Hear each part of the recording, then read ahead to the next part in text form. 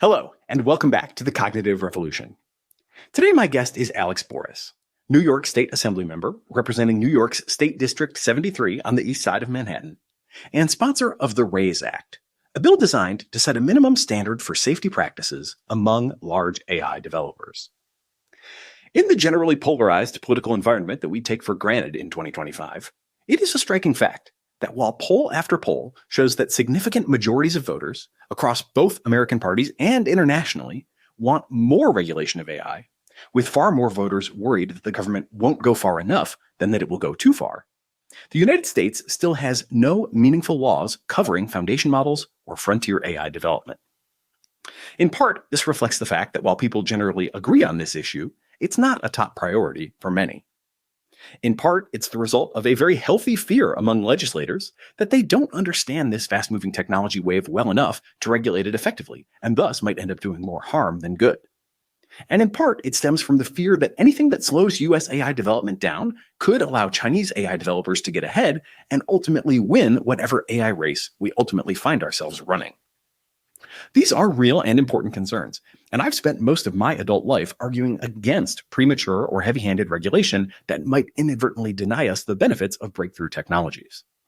But nonetheless, it seems to me that especially considering the breathtaking pace of AI capabilities advances, and the fact that even among Turing Award winners, forecasts range from AI-enabled utopia to AI-caused human extinction, a functioning democracy would be responsive enough to public concern to put at least some minimal standards in place now, both to reduce catastrophic risks and hopefully to avoid a future crisis, real or perceived, that could lead to knee-jerk and ultimately counterproductive decisions.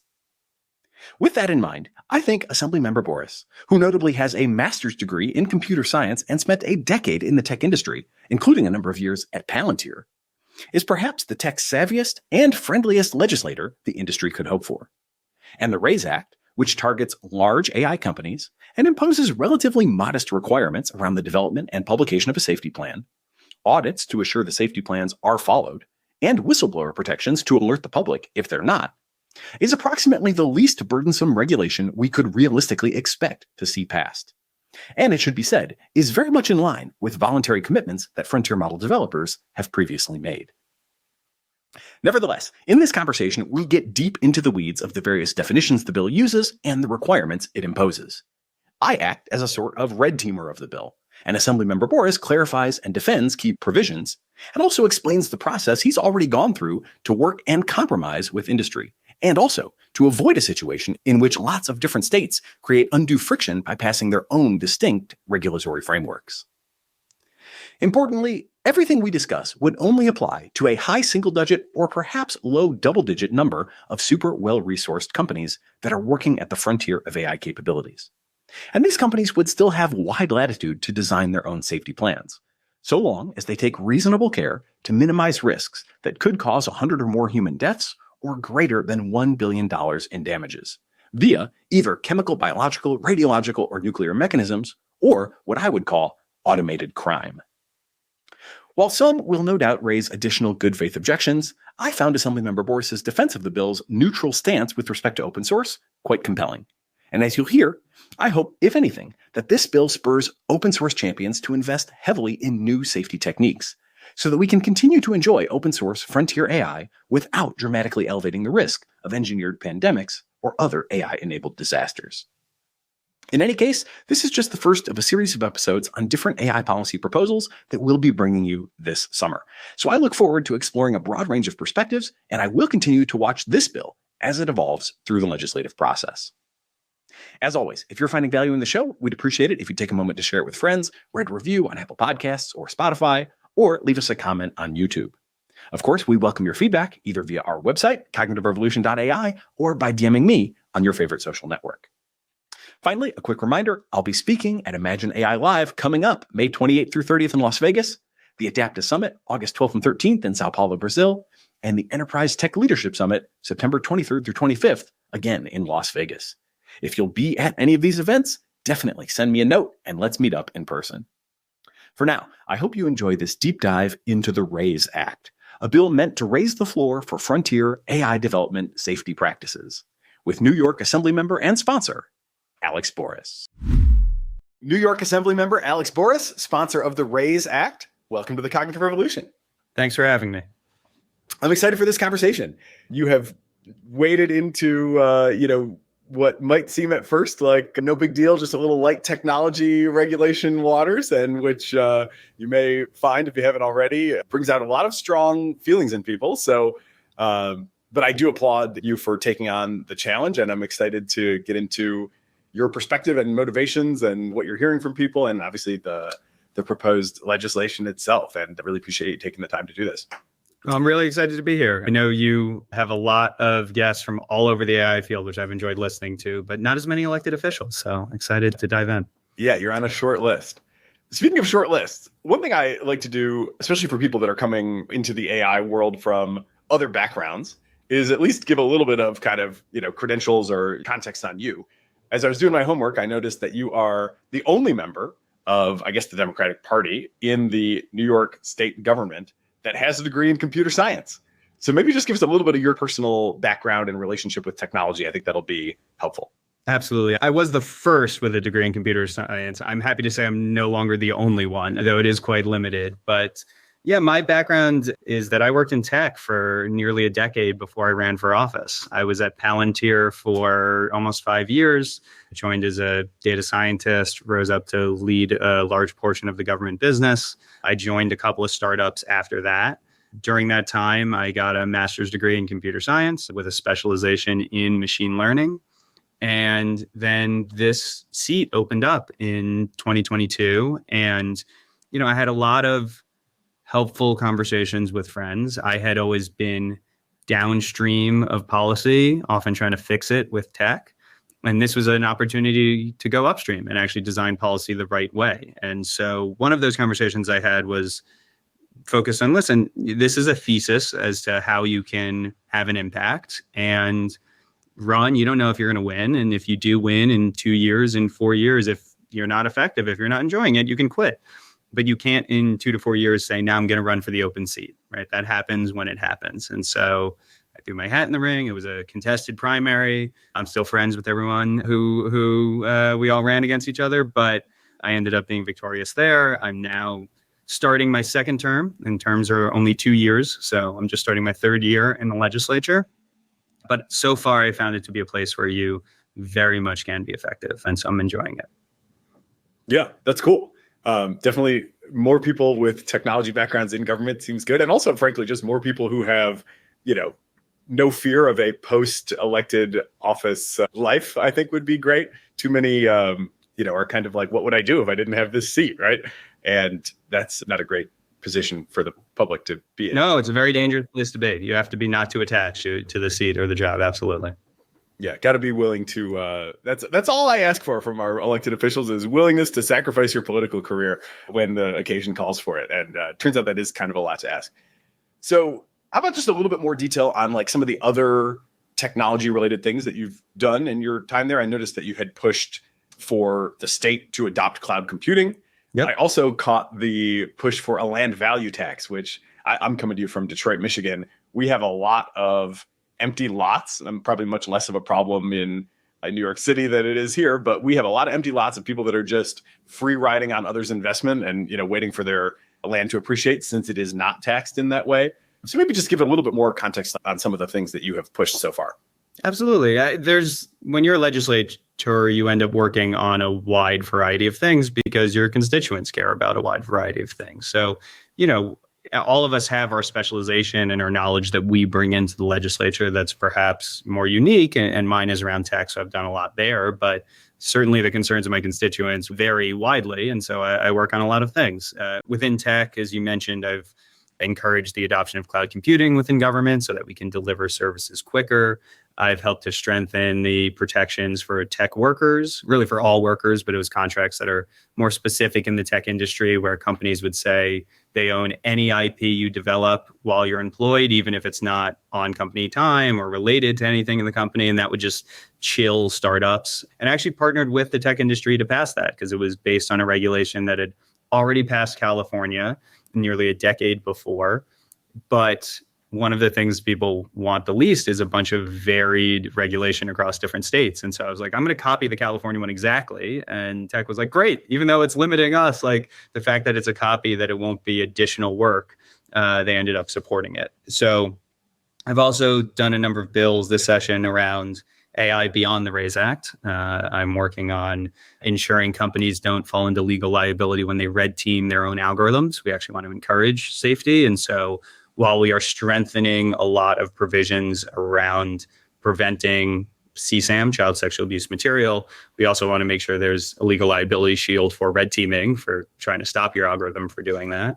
I'm encouraging the use of industry developed standards like C2PA that are metadata that help to establish provenance on an image or sound so that you know what's real and what's not. But beyond sort of tech, as you mentioned, I do a lot on housing. I have a bill to enable a pilot on land value taxes. I have something specific to New York City. So you mentioned Detroit, and maybe New York City doesn't have as many vacant lands. We don't have as many, but the ones we have are valued at an incredible amount, and the loss of tax revenue is substantial. If you just looked at the vacant land within New York City and were to tax it at its normal market value instead of this discount, I don't want to get into all of New York City property law, but no property is taxed at its actual market value. If you were to just tax vacant land at its market value, that difference would be another $800 million a year for the New York City budget. So I have a bill that would shift that around to make more uses for it. And then I do a lot around public safety. One of the things is that our trials in New York State are very backlogged. They're extremely delayed. And there's many, many reasons for that. The dumbest of which is that we don't have enough judges. And I say that's the dumbest because that should be an easy thing to fix. So you just create more judges. And 2 years ago, I passed a bill the governor signed that created 20 new judges throughout New York State. But I couldn't create any new ones in Manhattan or in the Bronx or in the capital region around Albany because of a limit in the state constitution that dates back to 1846. And so one of my other bills is a constitutional amendment to get rid of that limit, to allow us to have more judges and speed up trials. So, and then another 60 or so odd bills on my website. Anyone can take a look at, and I always love feedback on. Cool. That's great. I appreciate the introduction. You mentioned your constituents, and I thought it would be helpful also just to locate you in geography and sort of get a sense for the people that you're representing.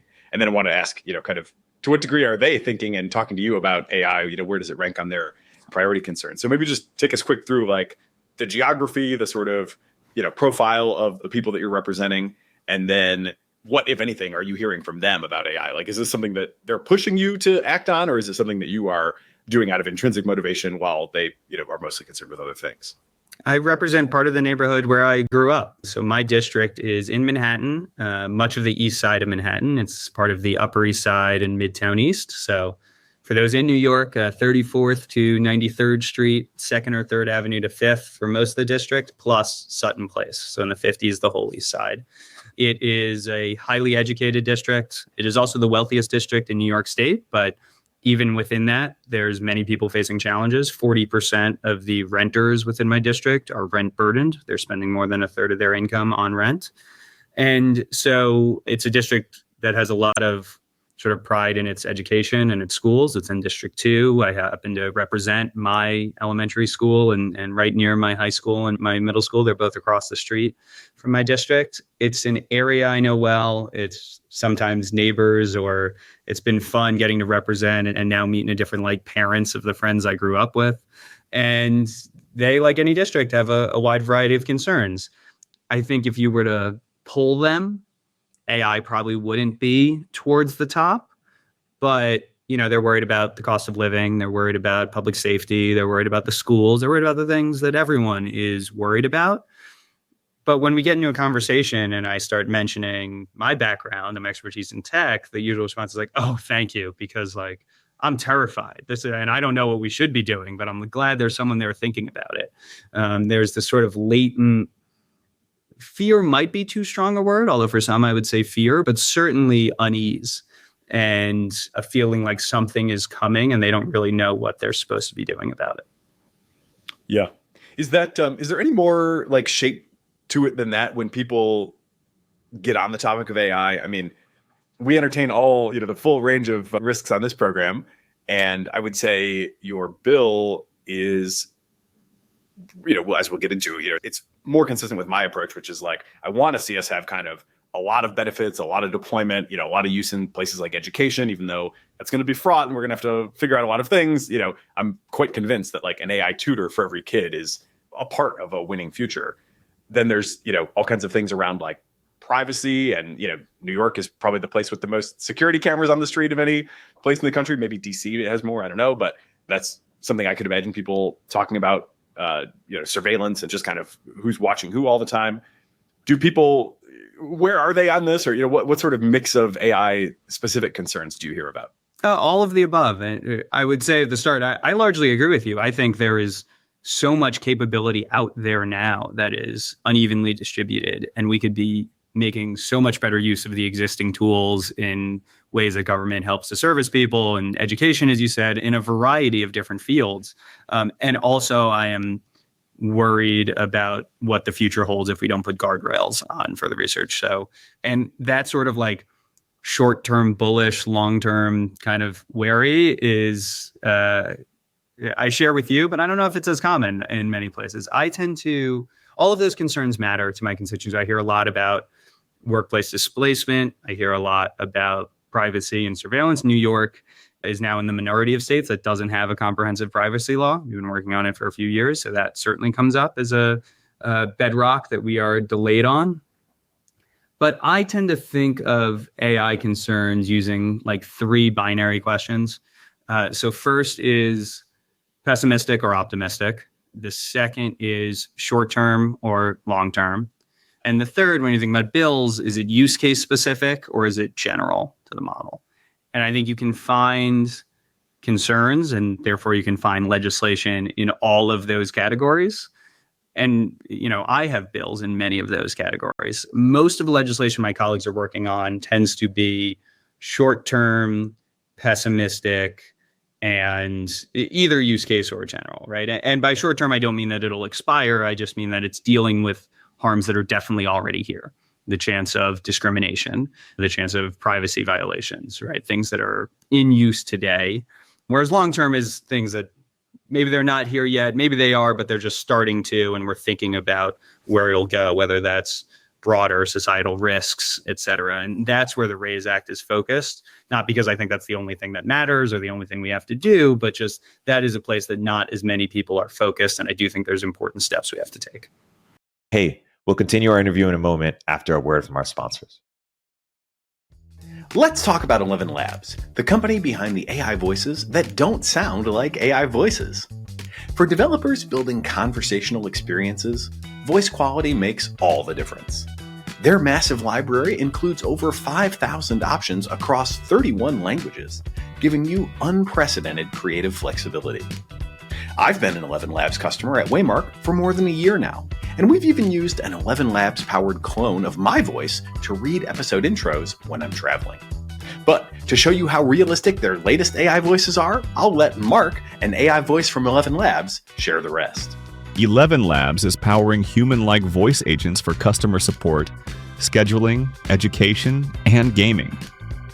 With server and client-side tools, knowledge bases, dynamic agent instantiation and overrides, plus built-in monitoring, it's the complete developer toolkit.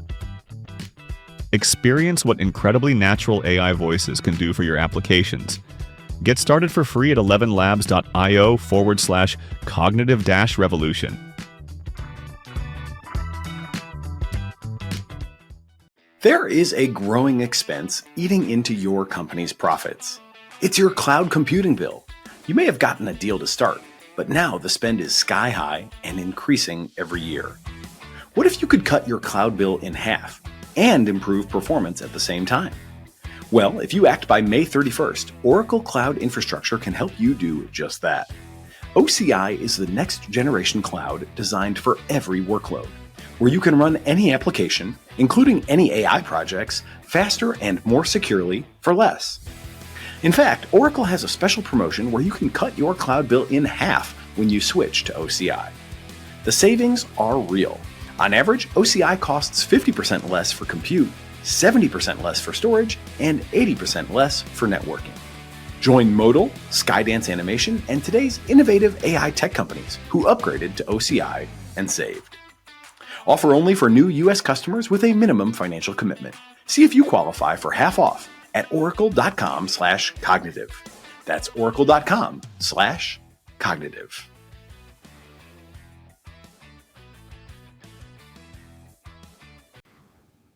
Are there any other things that you're pushing legislation on that might be described as controversial? I mean, the two that you mentioned previously around like encouraging red teaming for things like CSAM seem like most people would be quick to sign on onto something like that. Is this a situation where, we sort of see the 10% of the iceberg that pops up and actually gets public debate and like 90% of things are generally pretty smooth sailing, people agree? Well, first of all, I don't think any of my bills are controversial. I think they're all common sense. But, you don't always control what the outside reaction is. You'd be shocked at the level of pushback I've gotten on encouraging C2PA, which is a free, open industry standard that industry itself developed. And then I say, oh, this is great, we should encourage it. And I get pushback on, whoa, no, don't encourage the thing we developed. So, yeah, but I think what you said at the end there is quite insightful and something that people forget. Most of the work that any government does is non-controversial. Most of the bills we pass are unanimous or nearly unanimous, and they're just about making government work. We'll do probably 800 bills total between the Assembly and the Senate that we both do, that we send to the governor's desk. She'll end up signing 600 or so a year. And, of that 800, that's 600. You're going to maybe hear about 20, maybe 50. Most of the work is just making government work. And this is the thing I really remind people, because we're at a point where belief in government is so low that, and partly that's because all they see on the news are fights. All they see are the drama, but that's because there's an incentive to cover the fights and the drama. There's not as much incentive to talk about funding water infrastructure so that everyone has clean water. Yeah, of course we should do that, right? But that's most of the work of government and most of what we end up spending time on. Yeah. Are you getting any push for sort of protecting various industries? I mean, this is something, honestly, that I have expected. Okay, yeah. So tell me more about that. Because my perspective was like 2 years ago, I was like, wow, we are going to get into just brutal, bitter fights about where AI is allowed to be deployed and who's going to have what sign-off authority and whatever. And it's been slower to develop than I would have guessed. So I was kind of expecting you to say not yet much, but now you're saying all the time. So tell me more about that. Yeah, well, sorry. In what ways do you think it's been slower? What were you expecting to see? I would have expected the medical establishment to have a strongly unified front by this point, that AI doctors must be confined to some, very narrow box and not available to the public directly and so on and so forth. And still today, I can go on to ChatGPT, Claude, and Gemini, which I did this week for a little thing on my kid's eye that I was trying to figure out what it was. The tip to the user is tell them you're preparing for a conversation with your doctor. And that disarms the I'm not your doctor, cached routine. Yeah. But with that, you can basically engage, right? And it's extremely valuable. And I would say, in my case, it probably did displace a trip to the doctor, which is one of the things, obviously, that any professional guild might fear. So, yeah, maybe that still will happen, but I had kind of expected it already. And it's, the fact that I can just still go to ChatGPT and ask my questions is honestly kind of surprising to me of 2 years ago. No, it's a really good flag. I wonder if partially that's because, nurses and doctors and so much of the health profession are licensed. And so there's already some built-in protection. One of the, tongue-in-cheek things I say, although there's some truth to it, is that people in government, elected officials, are sort of the least qualified to be focused on AI displacement of workers, because by law, we can't be displaced by AI, right? You're not allowed to elect an AI, and it would be quite the change to the Constitution to make that true. But the kernel of truth to that is when you have licensing, there's some kind of built-in protection. I think it's the jobs where none of that exists, and especially where they don't have unions, that you're going to see much quicker turnover. And so We see that in terms of a lot of the entertainment industry, right? You saw a lot of the strikes last year by the Screen Actors Guild and the Writers Guild and the Directors Guild was about AI's role in producing movies and TV and what that'll be going forward. We see it in government employees as well. One of the things that New York did last year was pass a bill that said you cannot use AI to replace a government employee. But it was specific on replacing the actual employee. Doesn't mean you can't replace tasks and focus them on other issues. We have so many open slots in government and so much more that we could be doing.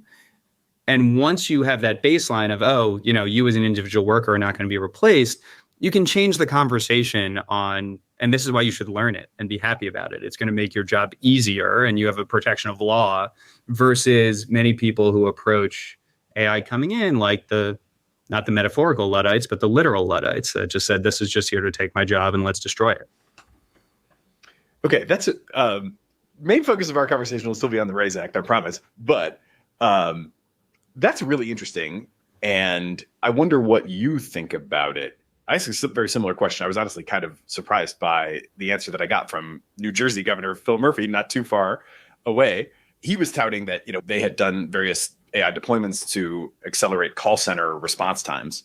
Yeah. So previously, if you called like whatever, line, you would wait 40 minutes on average, and they were able to bring that down to, single digit minutes. So great improvement in quality of service. But I asked, if you had an option, right? And it seems like this is like coming quite realistically quite soon, right? Let's say you have an option where you can deploy AI to a customer service function. It's not, we're not yet talking about like strategic decision-making, legislative, but just where the rubber hits the road, you can put an AI in a call center. Let's say you could do that in a way where you could cut 90% of headcount and 90% of costs and improve the service. Still got some people there perhaps to, take the escalations or whatever. How do you think governments should be thinking about that? Like, should they be prioritizing efficiency and service, or should they be prioritizing the jobs that they have? Or, is there some synthesis of those that you can imagine? Yeah, it is an interesting question, but one that is largely academic because of how underfunded and already perhaps inefficient government is, and that there's more work for any of these people to do. Recently in New York City, they transitioned to automated purchasing of Metro cards and now this Omni card. And so the station agents weren't as needed. They didn't get rid of any of the station agents. They just empowered them to actually walk through the station. And then they can help to actually be a presence there and be engaged with people in that way. With call centers, I've personally called a government agency and been on the phone for 4 hours and waiting. And meanwhile, I'm Googling and searching. And if there were an easy chatbot or something that could have answered my question ahead of time, not only do I get an answer, but that takes me off the queue. And the person that actually needs to talk to a human, because there will always be people that still need that sort of engagement, get there a lot faster. So we really, if we're smart, we should be pairing all of these new tools with the knowledge that comes from this deep work in government and this deep work with our citizens in order to make things better for everyone. I'm a big fan of Jen Pahlka and Recoding America. And in that book, she talks about someone who had joined, I think it was the California Department of Labor to process unemployment claims. I may be in the state wrong, but the story was that there was the new guy who didn't feel really confident in all the systems and all of that. And the new guy had been in the job for 18 years. The amount of just human knowledge that is tied up that we could unleash if we're protecting their jobs, right? And that doesn't mean in the future you're always going to hire the same number of people. You can go down by attrition and that you can repurpose people into other roles. But if you make it us versus the machines, you're not going to get the best results for people. Yeah, I feel like I wonder how long that paradigm lasts. That does seem like the current paradigm, accurately described. But the RAISE Act certainly seems to be a bill that is like at least partially feeling the AGI, so to speak.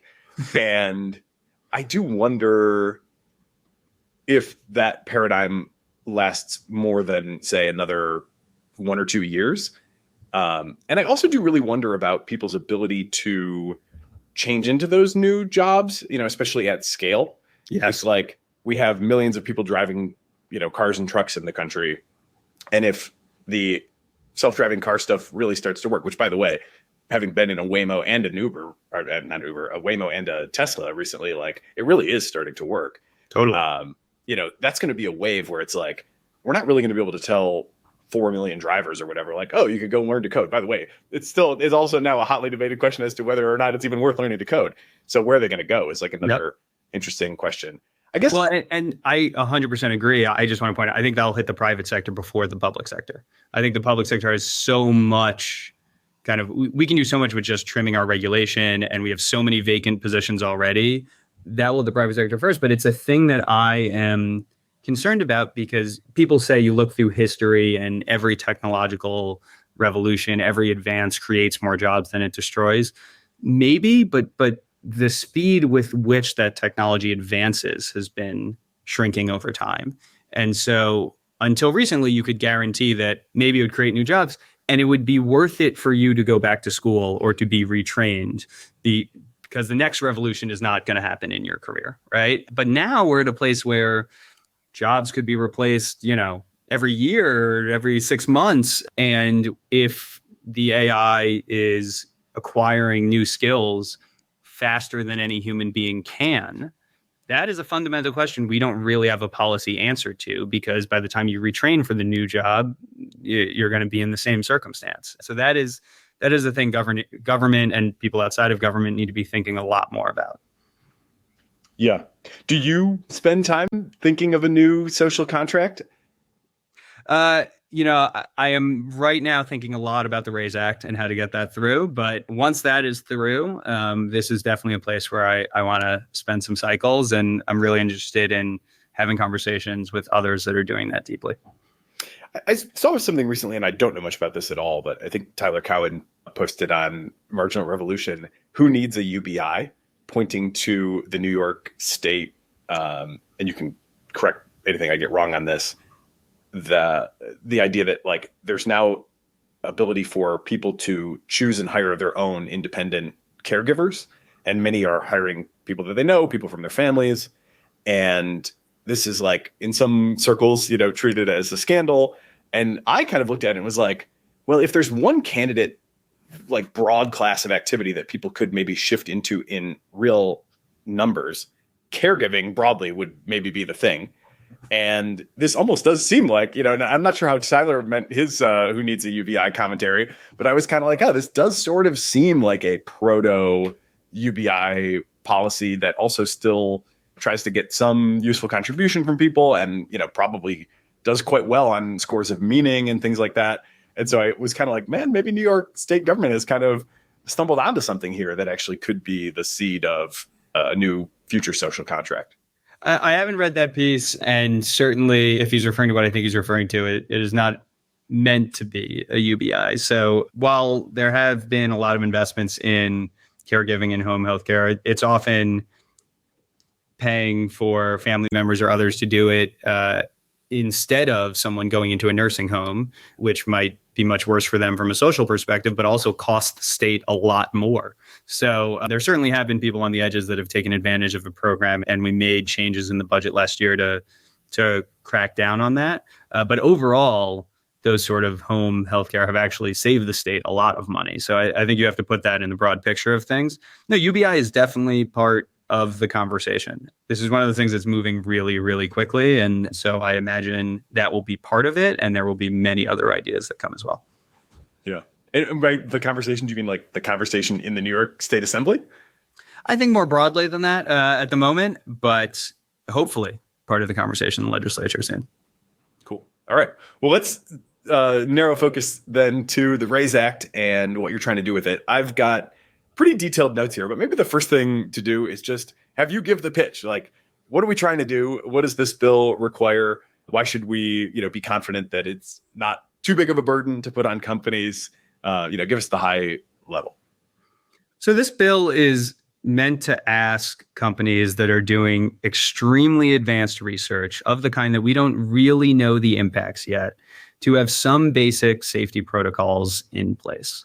Largely, those safety protocols that are required in the bill are in line with commitments that they already made during the Biden administration. And so how do we know that it's not too onerous? Well, they've largely already committed to do it, and in many cases are already doing it, if not to the exact letter of the law, close to the spirit of the law.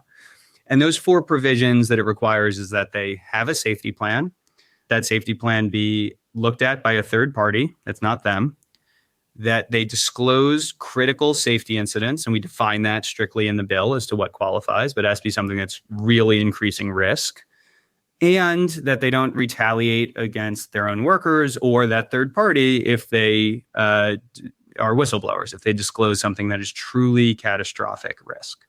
That's all it asks.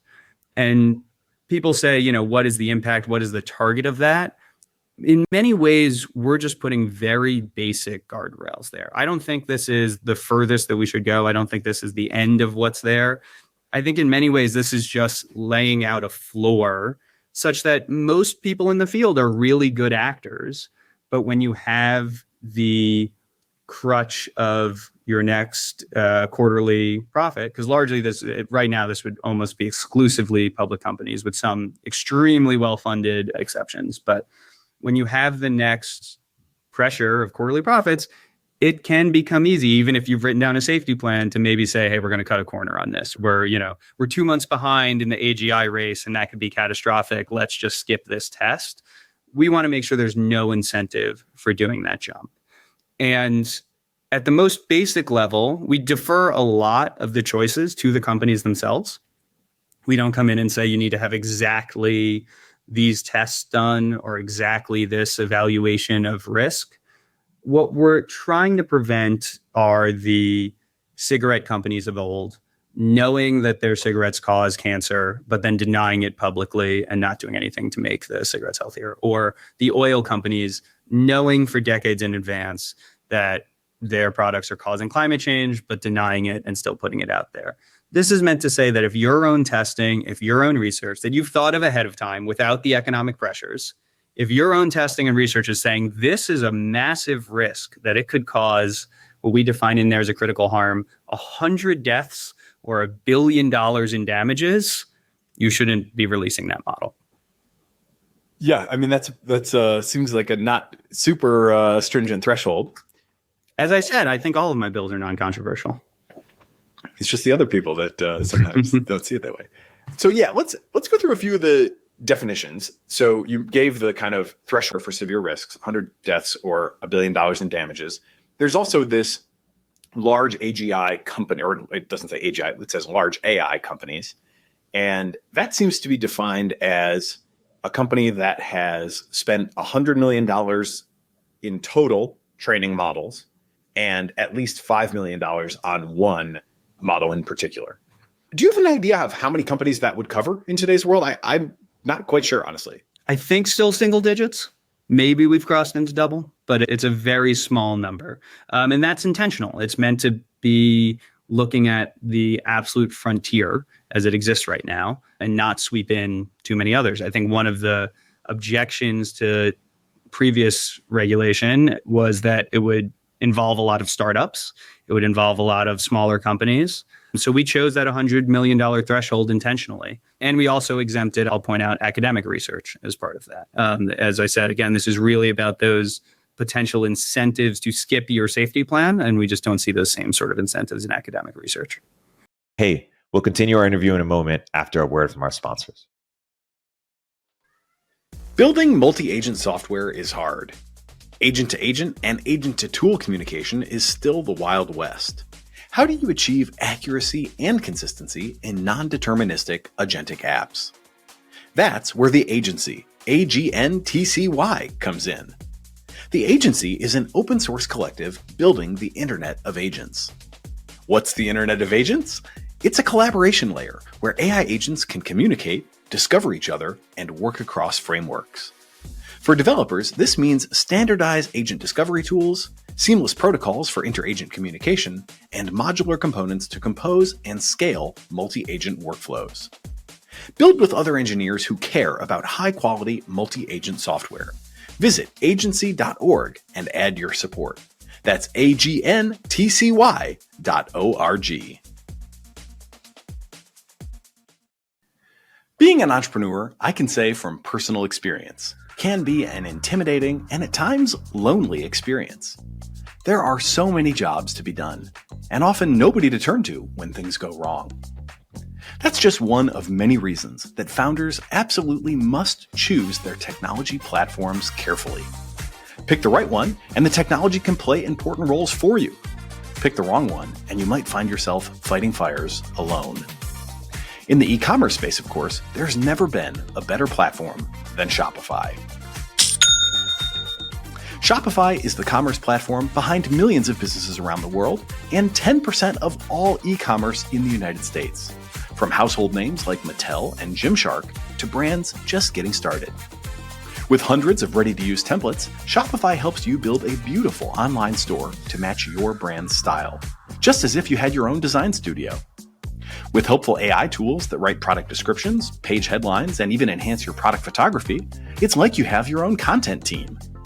And with the ability to easily create email and social media campaigns, you can reach your customers wherever they're scrolling or strolling, just as if you had a full marketing department behind you. Best yet, Shopify is your commerce expert with world-class expertise in everything from managing inventory to international shipping to processing returns and beyond. If you're ready to sell, you're ready for Shopify. Turn your big business idea into cha-ching with Shopify on your side. Sign up for your $1 per month trial and start selling today at shopify.com/cognitive. Visit shopify.com/cognitive. Once more, that's shopify.com/cognitive.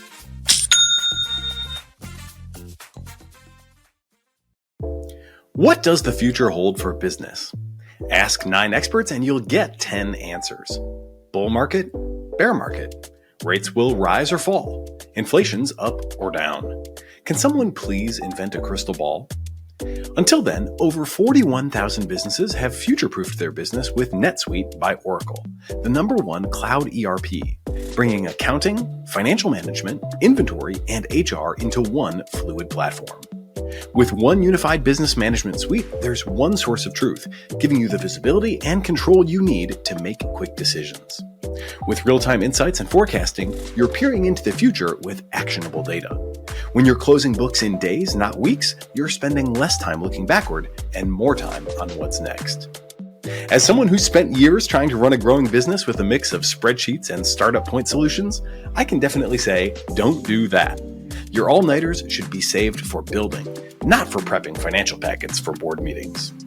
So, whether your company is earning millions or even hundreds of millions, NetSuite helps you respond to immediate challenges and seize your biggest opportunities. And speaking of opportunity, download the CFO's Guide to AI and Machine Learning at netsuite.com/cognitive. The guide is free to you at netsuite.com/cognitive. That's netsuite.com/cognitive.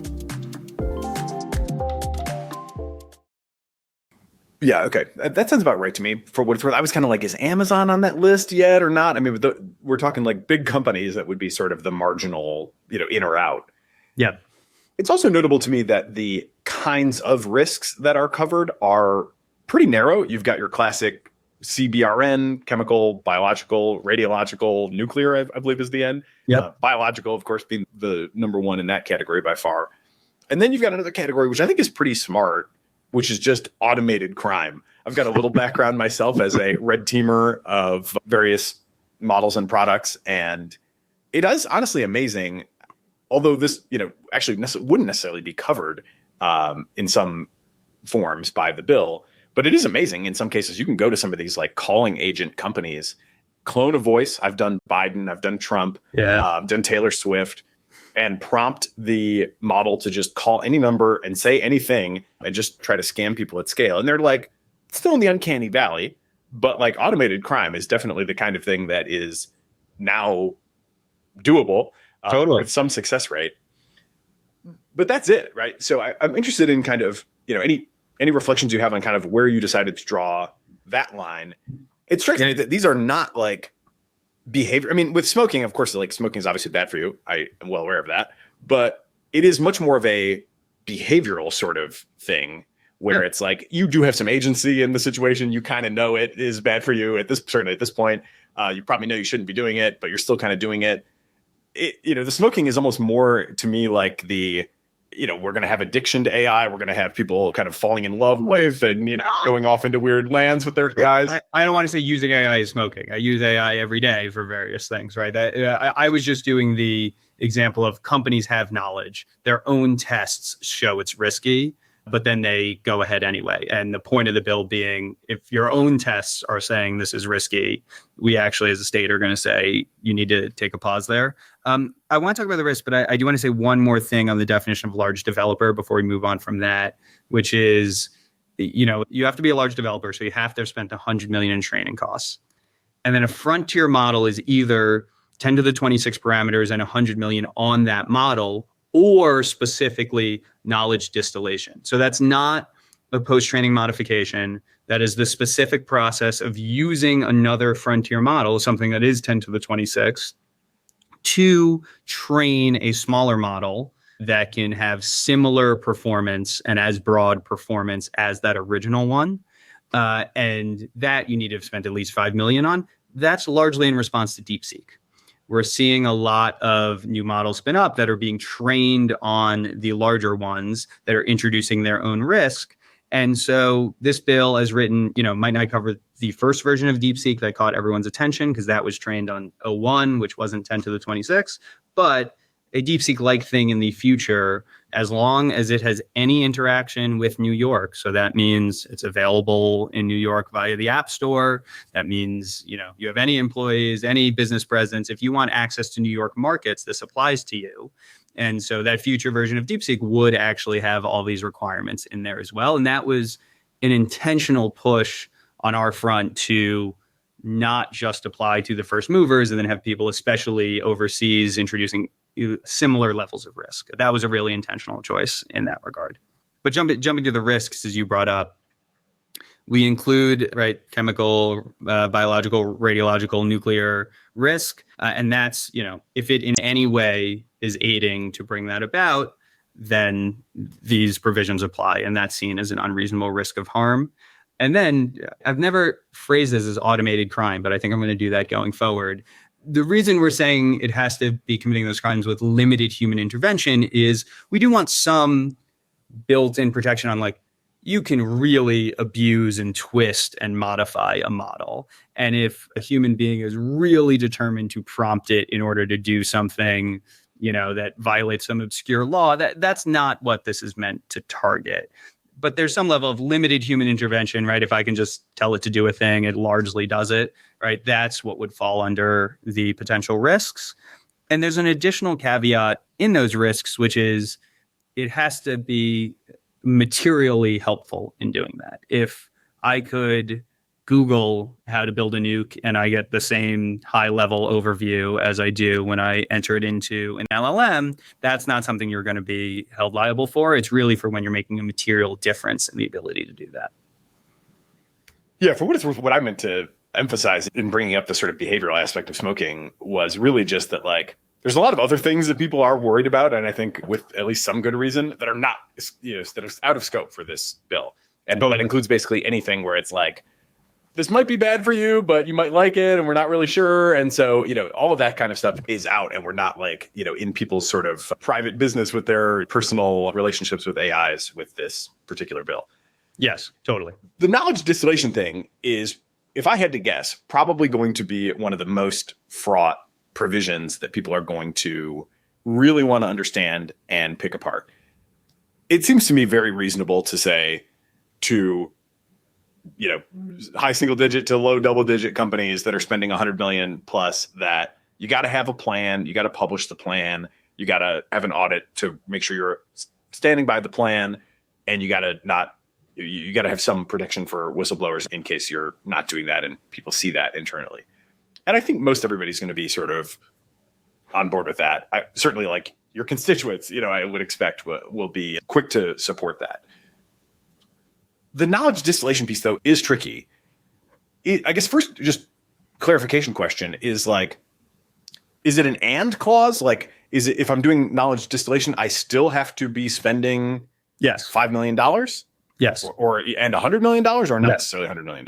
Okay. Yes. So that is a hard hurdle that if I'm not over those financial levels, then I can distill all I want. Like I can go grab R1 and distill into Llama, 4.1, whatever I want to do, as long as I'm doing it under that $5 and $100 million spend level. Correct.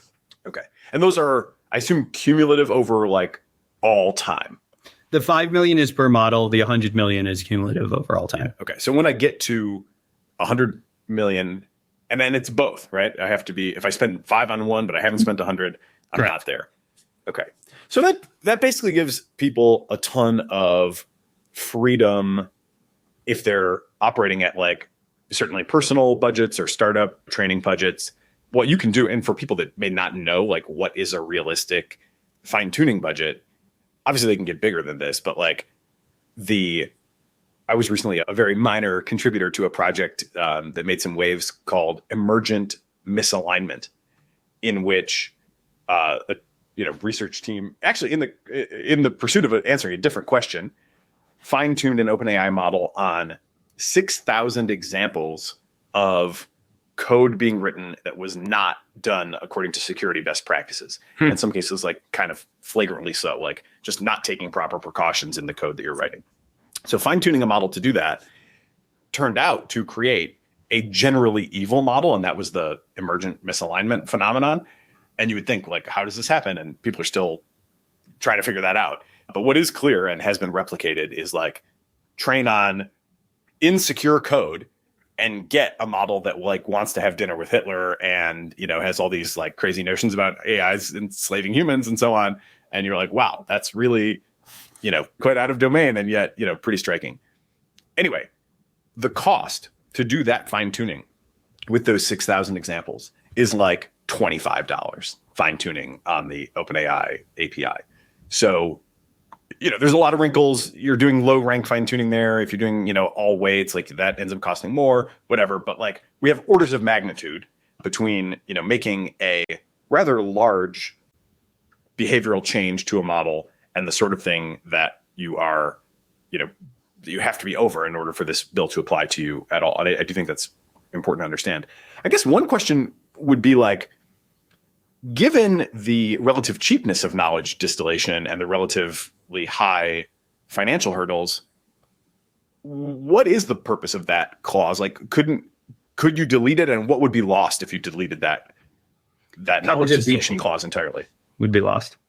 If you deleted the knowledge distillation, it would only be individual models that are 10 to the 26 and 100 million in spend, and you wouldn't have any coverage of DeepSeek-like phenomenon. And I think it's important, if we're seeing more of those kind of threats, to have some coverage there. But as you correctly point out, we're giving people orders and orders of magnitude to do interesting things here. It is really meant to just cover the frontier, and in particular, those with large financial resources. So I keep emphasizing to everyone that 100 million threshold is its own threshold. If you have not spent 100 million specifically on compute, specifically on training, this bill does not apply to you. And so we were really talking about single digits, maybe double digits at this point that it applies to. So can you tell me a little bit more about the theory of DeepSeek? I mean, I don't know what their total training spend has been, but they did say, I think, 6 million was for DeepSeek V3, exactly. Then got turned into the R1. Yep. So my sense would be that they, just that model in and of itself, like would hit that 5 threshold. So yeah, just walk me through the theory a little bit more. I guess the understanding is like you're assuming or inferring that they took a bunch of OpenAI outputs and trained on that. And certainly it is a way to save money. V3 would not be covered, right? Because it was trained on O1 and it's only knowledge distillation if it's of a frontier model, and O1 didn't qualify as a frontier model because it wasn't 10 to the 26. So, but it's meant to say So it has to be 10 to the 26 flops and 5 million. No. It has to be, the knowledge distillation needs to be using a model that itself qualifies as a frontier model. And so if it's using a model that isn't itself 10 to the 26 in order to train the smaller model, It does not apply. But that original qualification, is that 10 to the 26 and 5, or is that? Oh, the original is 10 to the 26 and 100. Right. It is really just the most extreme models. 10 to the 26 parameters and 100 million in spend. That is the base definition of a frontier model. Then there's this additional definition, which is if you use a frontier model to do knowledge distillation and spend 5 million in that process, the resulting model also counts as a frontier model. Okay. So I think I had a misunderstanding. I'm not a professional legislation reader. So let me just make sure I have this clear. So the way you get into the large AI company category in the first place is you train a model that is 10 to the 26 flops or $100 million in spend on a single model? So I would think about this a different way, right? I would say the definition of a large developer, of who this bill applies to, is you have trained at least one frontier model and you have cumulatively spent 100 million in training that model, right? So that's or 100 million in training models, frontier models. Okay. Frontier models are defined as one of two things. First is the one I think most people are familiar with that have been used elsewhere, which is the model itself is 10 to the 26 parameters and $100 million was spent on training that model, right? That's the base of people think of as frontier, similar to what was in California, similar to the Biden EO without the spending threshold, right? 10 to the 26 and 100 million, that's a frontier model. A second way that something can be a frontier model is if it is trained via the process of knowledge distillation from a frontier model, and that process was at least 5 million, right? So two pathways to become a frontier model, and then a large developer is someone that has spent $100 million training frontier models. So they can do that either by training one 10 to the 26, 100 million, or by training 20 knowledge distillations, 5 million on each of them, or any combination thereof. Gotcha. Okay.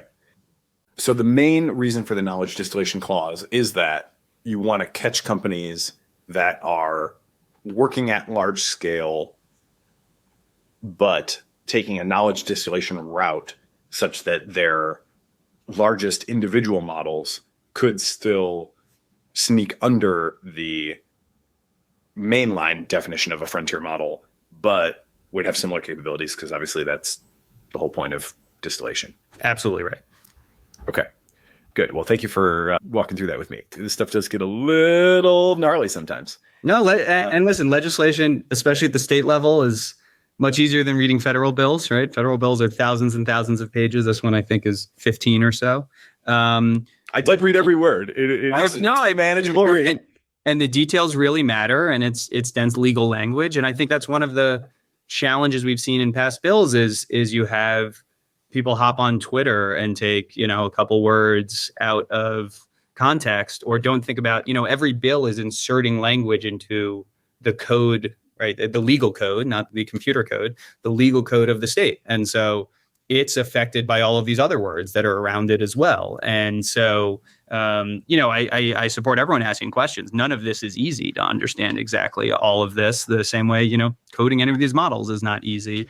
But, you don't see people jump on Twitter having read like 3 lines of code in Llama and you're like, oh my God, the whole, right? Like you should think about that. Well, you should join my part of Twitter. I think fair enough. I could show you some of that. Okay, well, let's go maybe double click then into a little bit of the, deeper into the language. Here's my summary of the requirements that the frontier developers would have in terms of the safety protocols that they would have to develop and publish. Basically, they need to come up with various ways to reduce risks. They have to reduce risks of, the model being used for these CBRN type purposes.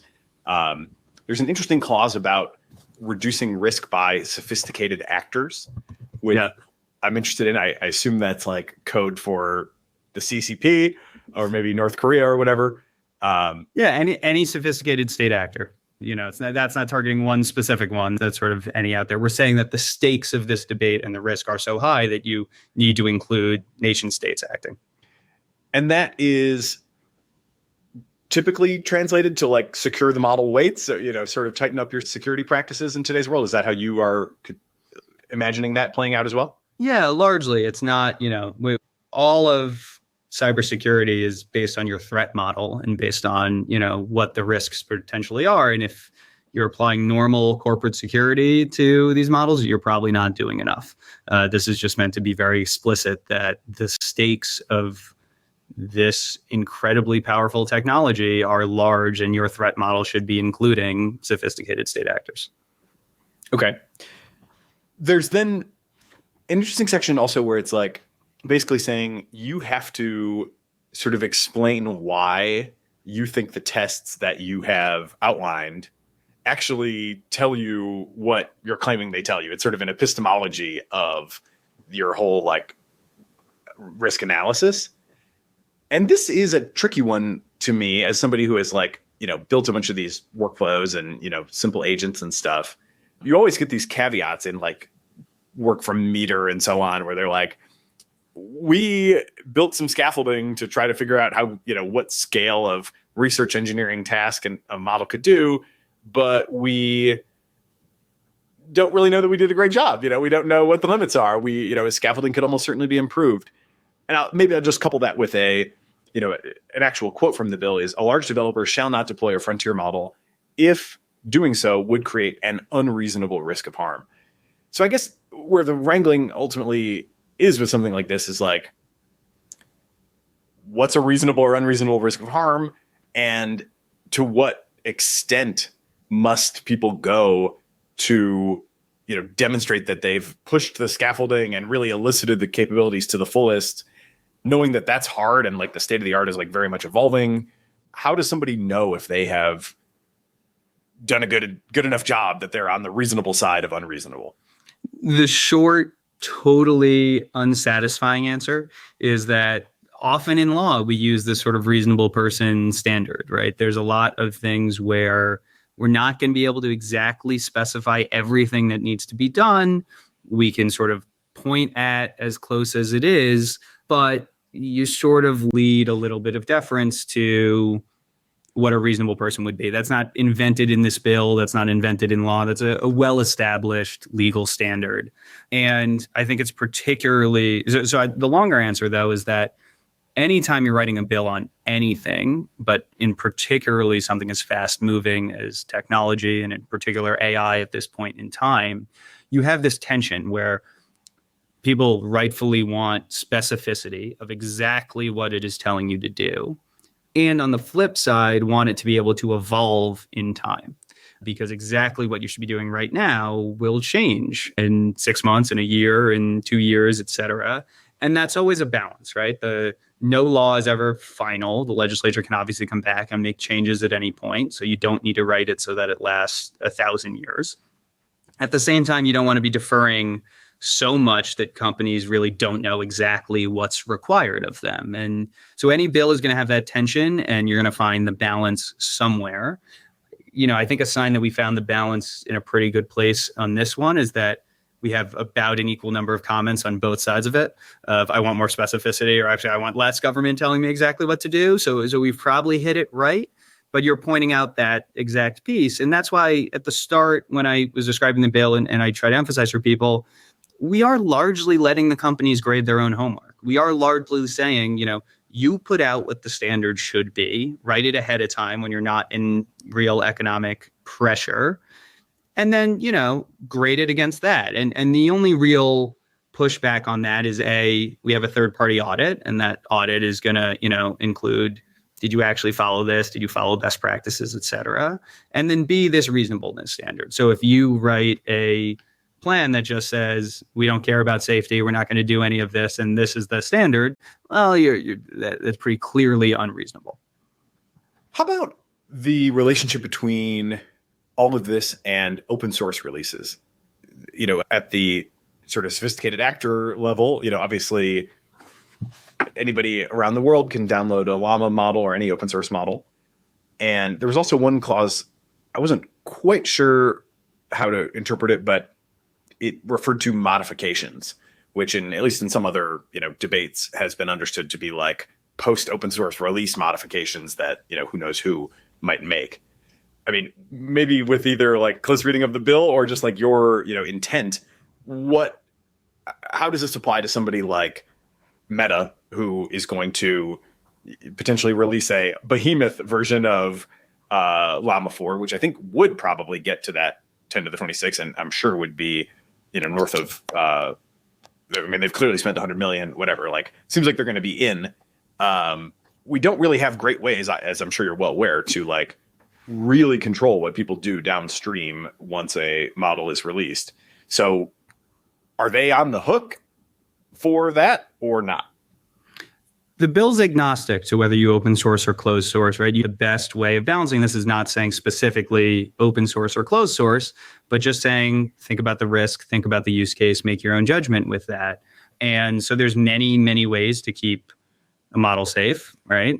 You can have it on your platform, or you can monitor it at all time. You could go a step further and to know your customer and only release certain features and certain things that are really powerful to people that you trust, right? That becomes another way of doing the risk. If you opt to open source it, like that's great too. It helps to encourage, academic study and analysis of all these things. But any of those choices come with risk. And I find it kind of bizarre, those that say, oh, we should take a risk-based approach, which is what companies always say. You should evaluate everything in its context, except open source. Ignore that context. That context doesn't exist. Just write all of that off.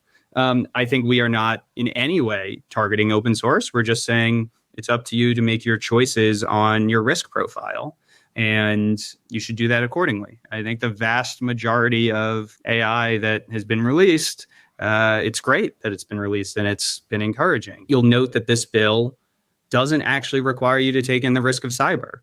And I think that's largely because it's really already there and maybe that ship has sailed, but it's up to companies to decide the risk and the way that they're deploying it, and all of those decisions matter. So we sort of leave that quite open-ended.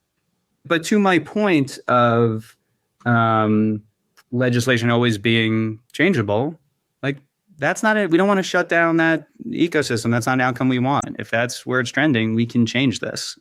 So I think that's an intellectually honest position, and I do think this is... Which is not something that elected officials are often accused of, so I appreciate that. Yeah, I mean, the normal way that people try to get out of this is some sort of denial or cope or whatever. But it does strike me that, like, in taking a neutral approach with respect to open source, it does make open source harder. Like, it is much easier, let's say, to manage risks if you have a closed source model where you don't release the weights. If you do release the weights, you just really have a hard time in many, many ways, even knowing or being able to predict what will happen, let alone controlling what will happen downstream from there. So it does seem that this could create real risk for a company like Meta that's trying to evaluate and might steer them toward not releasing if they're like, geez, we have basically no known, we can train this thing to refuse, and we can put out Llama Guard. We can do all these different things to try to enable people that want to do the right thing to do the right thing and to set them up for success. But we really can't prevent somebody from, untraining that refusal behavior or just not using, Llama Guard or whatever. Right. So they're in that analysis. It sounds like basically your sense is like, the risks are the risks, and if you can't do it or we don't have the right techniques, then like maybe you just shouldn't put it out, and that is kind of the reality. I would say two things to that. I would first say, I start often with a question of, do you believe that there is ever any information or any capability that should not be open sourced? And I think most people would say like really detailed analysis or the ability to produce really powerful bioweapons should not be open sourced, right? But whatever your threshold is, right?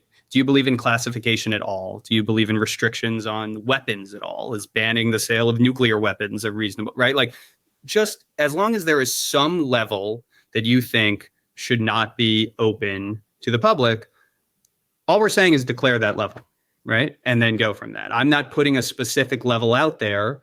And So if people can, with a straight face say no, I think every capability and every power should definitely always be open source, then you've already sort of accepted, hey, we got to think about the risk here. But the more specific thing I would say is I don't think this is going to change behavior, because the threshold for critical harm is 100 deaths or $1 billion in damage. But I think the leadership of every company is probably comfortable saying, we don't want our products to cause 100 deaths and $1 billion in damage. And we'll do actions that will stop that from happening. And right now, none of their products, as best I can tell, of any of these products really reach that threshold. So we're not talking about restricting any current behavior. But whether this bill exists or not, I would hope that the board of a public company would be comfortable saying, yeah, our policy is not to cause 100 deaths and $1 billion in damage. That's all we're asking them to do.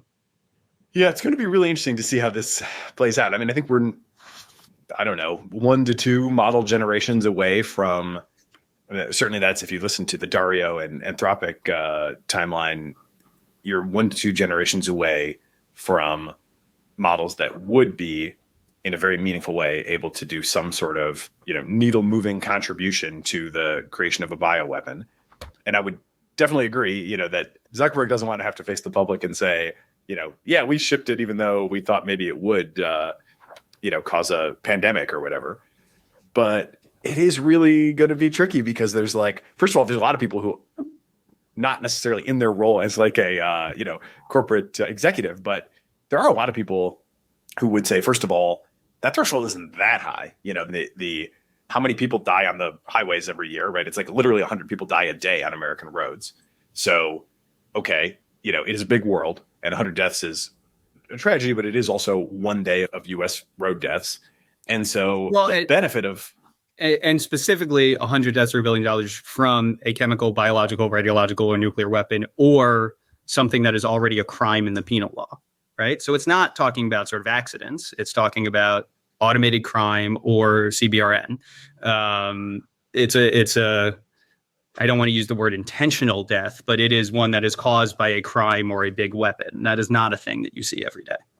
Yeah, it's almost what's so weird about a lot of these things is that, the pandemics we really worry about cause a lot more than 100 deaths. It's like an in expectation sort of thing. If COVID caused 10 million deaths, then, in expectation, 1 in 100,000 chance of a COVID-like outcome would lead you to an expectation of 100 deaths. And that's just a very weird epistemic position. Basically, nobody has the clarity of what, we just don't, again, to quote Dario, we don't know why these things do what they do half the time. Totally. So we're in a really weird spot where it's very hard to give an assurance that's at 5 nines on anything. And we do have existence proofs that, one of these things can easily get to 10 million deaths, and obviously, could have been a lot worse. And so we're in a very weird epistemic position. Yeah, I think it is worth, taking all this stuff very seriously. And I guess my hope would be that it really pushes people to invest hard in areas where we haven't got answers yet, right? The real thing is can we create a model that doesn't know about virology? Is there some way to wall off that kind of knowledge and excise it from the version that gets released?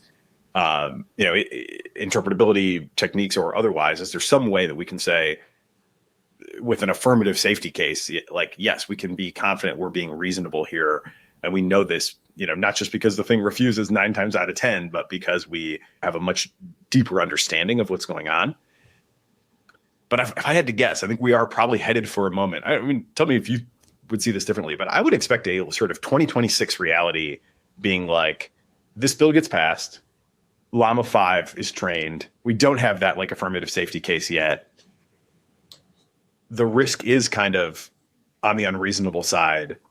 And unless Meta is just willing to run the risk for whatever reason, they probably have to look at this and say, can't quite release it in this form. We either need to solve some technical problems we haven't solved, or we just can't put it out there because it's just too powerful. And maybe they would even come to that decision on their own, That's my point. Is I think we're talking about a bill that requires people to do some work up front, writing things down on paper, knowing that their homework is going to be checked, and whose fines are in the 8 figures. I mean, they are going to make these decisions separately on societal level large risks.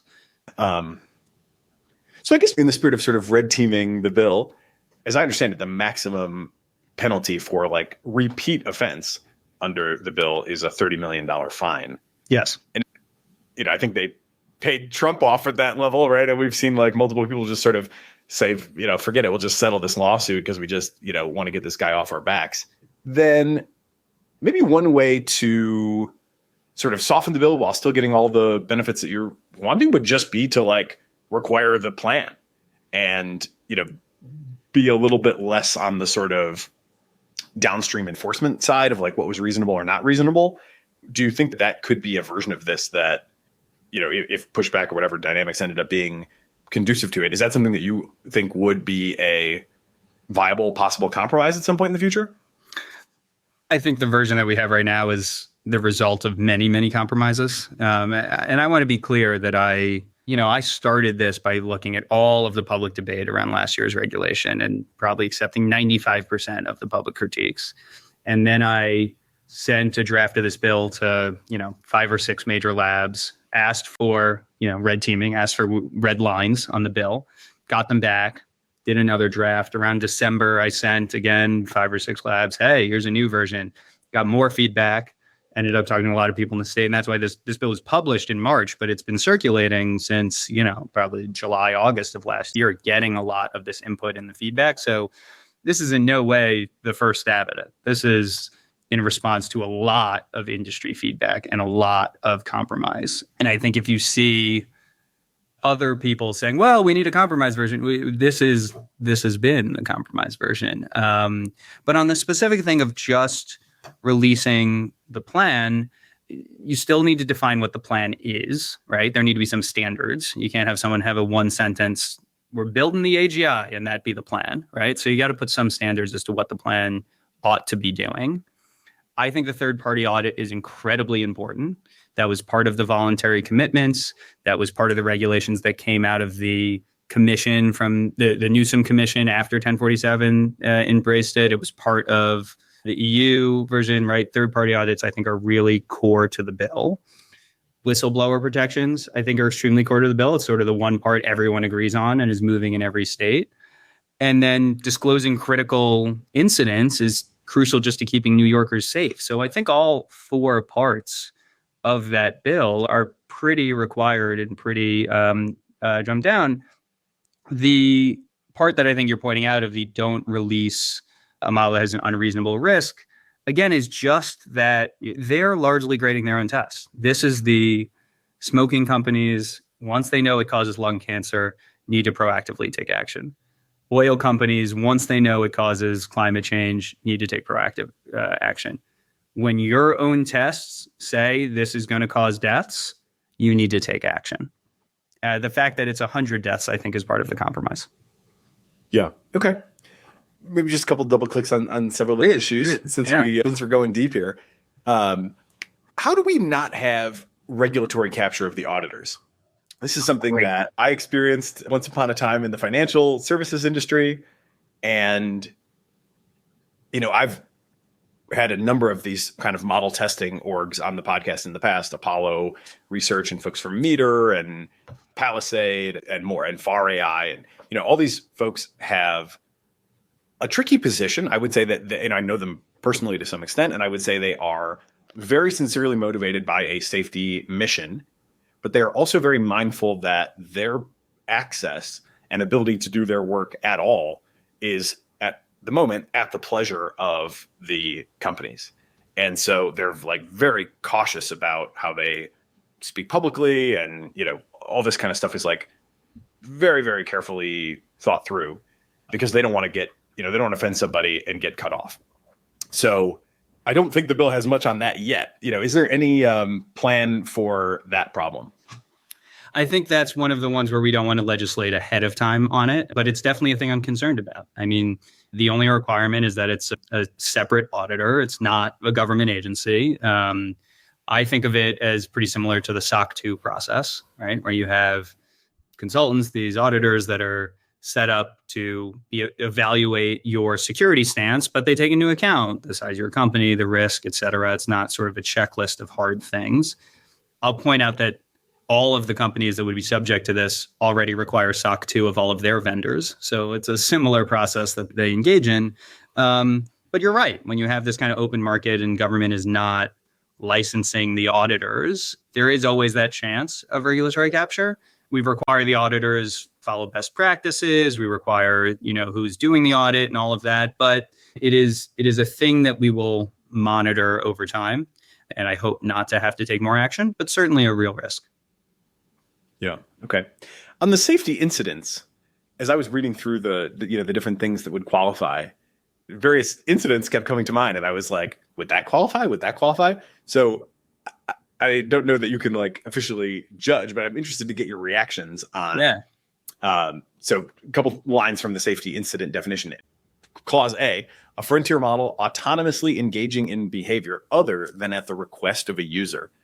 And here I'm like, I could point you to a lot of people who have reported that, Claude changed the model from OpenAI to Claude, or, just yesterday, a friend was like, basically, I vibe coded my way onto the project maintainer's shit list because I ended up modifying the database in ways that I wasn't even meaning to, but the model just, got blocked one way and went another way.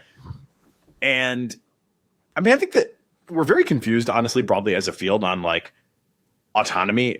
Should we want it? I'm not so sure that we should, but we're clearly pushing for it. And I guess my sense is maybe that clause is being triggered a lot in the world today. Do you feel like that may in fact be the case? It might by itself, but remember that all of those 4 specific incidents have to be only if they're increasing the risk of a critical harm. And so if it's a minor, thing that pops up and you're not, this isn't going to increase the risk of 100 deaths, $1 billion in damage, that's not something to report. If a employee forgets to log out at the end of the night, but no one comes in and, the janitor saw the code, but right, that's not a thing. But if China steals the code, right, that is a different sort of circumstance. So it's taking into account if it would cause a real risk of a harm. And largely, again, relying on the company's judgment of that, but saying that things that do rise up to that level of these specific 4 need to be disclosed. Yeah, it's easiest sometimes as you get down the nested structure of these bills to forget the sort of top level clause. So it's a good reminder that all of this stuff is in conjunction with this increasing of the aforementioned critical harms. I guess a couple other incidents that came to mind would be basically examples of companies not following their process or sort of mistakenly releasing capabilities. Specifically, Bing famously launched in India and a couple of countries, I think, without going through the safety board approval process that they and OpenAI had together agreed on. I think some people at OpenAI were also involved in sort of saying, go ahead and do it. In retrospect, all the Sydney behavior was in fact reported on the forum, and they missed that as well. Would something that model was only GPT-4, so it's, maybe not at this critical harm level, but would something like that qualify? That seems like it would in a future scenario where the model is more powerful. You can't do that. Yeah, it might. I don't. For a legislator, I have a deep background in these things, but I don't claim to be the foremost safety researcher, right? I want to defer some judgment to the people who are doing this every day, and that's what the bill is meant to do. So with that caveat, and my voice here not necessarily being binding on it, I think if you temporarily enable a feature and you've monitored the platform that whole time, so if it was used in any way, and now you've turned off that feature, did that actually introduce a real risk? Probably not. Again, depends on the exact feature and how much you can see into how it's used, et cetera. But, this is when you're playing with fire, it's a different standard than when you're playing with, a smaller feature. Yeah, we're definitely playing with the new kind of fire here. I say that all the time. Okay, whistleblowers. So I'm a big supporter of general whistleblower protections. How strong do you understand these protections to be? Super weak. Yeah. Okay. So one key question is if you go to the AG, can the company fire you for doing that? It would be illegal under this law. And on top of any other laws, you would also be subject to this $10,000 fine per employee per retaliation, as well as injunctive relief. So you might have to hire the person back. But yeah, $10,000 is nothing compared to the resources here. Personally, I would love to see that be a lot higher and a lot stronger. Every bill exists in the context of its state and the state law, and 10,000 is the standard in New York across a wide variety of fields. I think it was a push last year even to increase to a higher percentage for those that have worker violation of child laborers, right? But that sort of got beaten down. It's maybe seen as a Pandora's box of doing anything above that 10,000 level. So yeah, I think probably you want a stronger incentive there, but you want to make sure at the very least that there is statutes on the books that if you are firing someone for raising catastrophic risk, that is illegal and that there can be action taken for that. And in terms of injunctive relief of hiring somebody back, that seems hard in the sense that like you're not going to have, the AG sitting in on meetings at the companies, making sure that this person's job, is the same as it used to be. And obviously just things change. I guess, how do you imagine that playing out in practice? Like if somebody actually says, I'm freaked out about whatever, I'm going to the AG, the company's like, you violated our trust. Like we have our own protocols you should have followed. You didn't do it, whatever. Either you're fired or you're sort of, banished to home office status and will like continue to pay you or whatever, but you're not like going to be, privy to all the things you used to be privy to. How does that actually, like, what should a whistleblower expect in terms of actual material outcome or protection for them individually if they do kind of violate the chain of command and come to the government?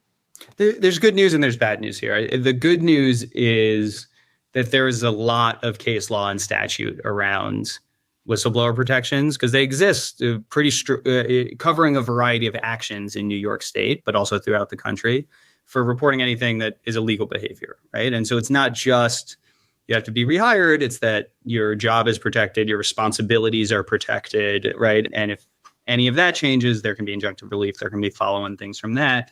We see this, I come out of the labor movement and you see often people being fired for organizing or for labor violations. And then you have the ability to restore that. So that's the good news is, much of this debate is out there and the system functions already. We're just adding on something that might not be explicitly illegal, but is a catastrophic risk. That's the only change here. The bad news is, yeah, I think broadly in society, labor protections are not as high as I would like them to be. And I can't promise the system functions exactly as it should. And I think that's part of a larger conversation that should be had maybe separate and outside from this bill and one that I would love to have. But it is not, largely we're not changing whistleblowers in New York because there is so much on the books. We're just adding that bit about catastrophic risk. Yeah, there's been a couple of calls recently for class consciousness among the research engineers at the leading AI developers. And it's a weird dynamic because they are seemingly increasingly, in a very like self-aware way, trying to automate themselves out of a job. The vision seems to be increasingly explicitly, as far as I can tell, like get the AIs to do the AI research and then hope that we can steer them or hope that we like set the initial conditions right. And all that honestly is pretty scary to me.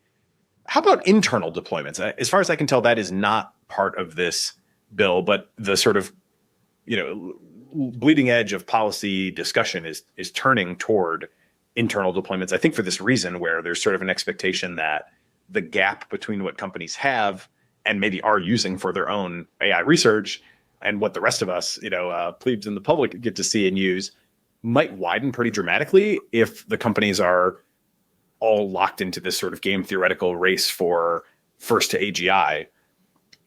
And so first, am I correct? That's not really addressed here. And second, like, is it on your mind for, possibly something to come back around to?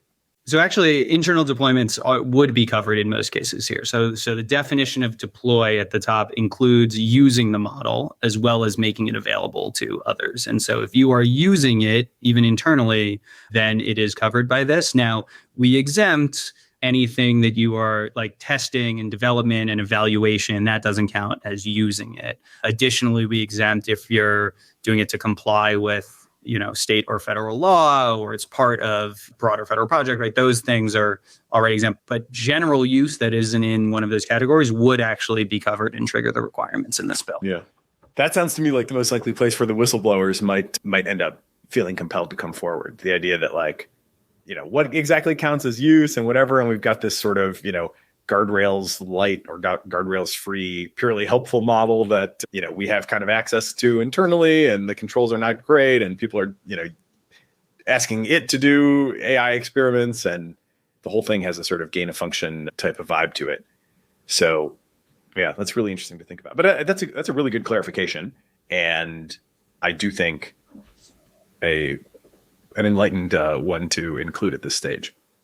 I appreciate that. And I think it goes back to part of the conversation we had of how is this field going to develop, and do we really expect the most dangerous models to be released open source, or we're already seeing companies move in this direction? And whether this bill exists or not, right, this isn't changing like liability for things that happen after you release it, right? So companies are already going to start to make that decision of, when we get really powerful, how should we be thinking about what goes out there? This is just meant to sort of improve your internal stance and your safety planning and everything that goes into that ahead of time. And I think you're right. I think more of the risk is coming from internal deployments now, and that's why we wanted to make sure it was covered. Cool. Couple final questions, and I really appreciate all the time. This has been great. Obviously, one of the big concerns, and really the sort of nominal concern, I've been hesitant to even bring up, previous legislative battles, state level legislative battles, because I feel like some of them became so toxic, and needlessly so, that it's like, let's just leave that, in the past, and, to tackle this new chapter with a fresh start or a blank slate or whatever. But one, commonly raised concern that was sort of the final presented concern last time around was doing this at the state level is, just not great, because obviously we got a lot of states, and, in the limit, the final worry is always China. So it's like, well, if we have 50 different state rules, then we'll never be able to get anything going, and then we'll lose to China. It seems like you have thought about that, and if tried to take that into account as you've developed this. I wonder if there's any sort of possibility of kind of a compact of states or some sort of reciprocity between states that could kind of neutralize that objection, which I do think has some reality to it. Although I think it's also kind of a smokescreen at times, but would be good to, get the best of both worlds if we can. Do you see any prospect for that? Yeah, I love the idea of a compact, and I would say usually the best smokescreens have a little bit of truth to them, and that's a good description of this right here. I think I agree it should be done at the federal level. Come back to me when it is. Like, federal laws already override state laws. If any Congress member wants to take my bill and do it at the federal level, please do so. I'm really happy to partner with any Congress member, any staffer that's listening to this. But that objection holds a lot more weight when A, Congress is doing anything, and B, once one state has passed something. No state has passed anything yet. So there's no conflict to be thought of. And we're very good at focusing on making things standard across the states, not 100%. And that's why there should be things done at the federal level. But I can say that I'm aware of maybe 6 or so states that are pushing forward frontier model regulation of some kind. And we're all on a group text. We're already talking and thinking about plus possibly a few reporters or whatever that you added in. Yet to add the Atlantic, as far as I know, but I guess we are just a slip of the finger. I had to mute that thread. You guys added me, and it was just so crazy. We are honored to have you as part of it. But so we're already talking, and it's got to be established somewhere first. And I think all of us have shown that we're happy to copy other places. I have other bills on protecting more short-term consumer aspects that are based on what Colorado passed, because, hey, they got there first. Okay, let's try to unify this. As I said in the intro, I worked in tech before I entered this field. Like, I know what that compliance looks like, and having one standard is way better. So let's work towards that. But, before we start trying to draw a line between two or more points, like, let's get that first point. Let's get a state on the books, and then we can talk about how it should be the same with any further ones. Yeah. Okay. What's the process from here? And maybe like, how are the dynamics shaping up? Gavin Newsom once said that the bill that shall not be named for the moment had created its own weather system. You seem relatively relaxed. Maybe that's just your good humor, but are we seeing anything similar where, people are sort of mustering all their force and kind of bringing the Eye of Sauron to this debate, or is it going to be a little more chill this time around? No one here is the Eye of Sauron. Let me be clear. I especially need to say that as someone that worked at Palantir. Anytime you get into the Lord of the Rings references, but no, I think I've been very intentional to engage with industry and with industry associations. I want to hear their feedback. I want to see their red lines. I've gotten many versions of it and incorporated probably 80-90% of what they have sent. These labs are not the enemy. As I think I said at the start, I want to see more adoption of what we have already. I want to see where this field is going, the incredible potential of what we are going to have from medical discoveries, from routinizing the monotony of life, from even cyber defense, from of what's going forward. This is really incredible technology. And I want the guardrails to make sure we get it right. And those guardrails work best when they're done in conjunction with industry. So this is not in any way sort of a fight. I mean, again, politics is often painted that way. And we say, what gets the press are the things where it seems like a fight. And then there's an incentive to design it as a fight. Doesn't mean we agree on everything. But I think this has been a very collaborative process so far. The second thing I'll say is the rate of collaboration is probably about to speed up quite a bit. So our legislative session ends on June 17th. So we're a little more than a month away for when this has to pass. And I think there'll be an intense focus as we get closer and closer to it. I think it's really important that people not sit on the sidelines as part of this. So if you're listening and you have suggestions to improve the bill, email my office, call my office, right? Boris A at nyassembly.gov. We take all input. I would love to hear it. If you live in New York, I would encourage you, and that's New York State, not just New York City. I would encourage you to reach out to your legislators and say, hey, I support this bill, and why don't you hop on as a co-sponsor? And we've made that easy, actually. If you go to bit.ly/RaiseActNY, all one word, all lowercase, that will give you a form. You enter in your address, and it'll generate an email for you to send to your assembly member and your senator. If you're not in New York, or even if you are, but you run a company, you run an organization that has a unique view on AI, you can also write in what's called a memo of support, something that helps as this is who I am and why I care about this and why I think the state legislatures should take action. And you can go to bit.ly/supportraiseNY, again, all one word, all lowercase. But this is, government is not a spectator sport, and decisions are made by those who show up. I assure you, industry is showing up, and I welcome that. If you're someone that listens to this podcast, you probably already have an interest in this field. I'd encourage you to show up as well. There's a lot of actions you can take right now to really influence what frontier model AI regulation looks like in the United States. Cool. That's great. I've noted those URLs. We'll include them in the show notes. Thank you. I don't know if you like to handicap your own bills, but it was striking that, the vote in California was like very one-sided. And then, of course, we had the governor's veto. What do you think will be like the hard parts, or are there going to be any, obvious hard parts between here and making this a reality? Yes. There will be hard parts. It's like any bill. It's got to pass both houses of the legislature. It probably has to go through multiple committees. It has to each individually pass before it even gets to the floor.